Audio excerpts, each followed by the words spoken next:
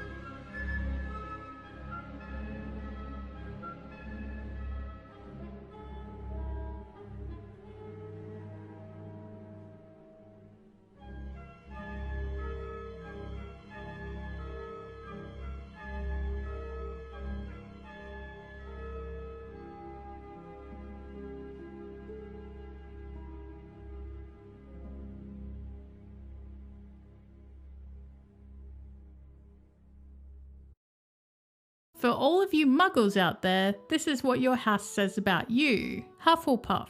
Hufflepuffs are hard-working witches or wizards who aren't afraid of getting their hands dirty. Even though they're strong and tough, they still make sure to put others first. You're the kind of co-worker who brings snacks to long meetings and the kind of friend who shares your Netflix login. They don't like gossip, whether it's about people they know or celebrities. And they don't like phonies.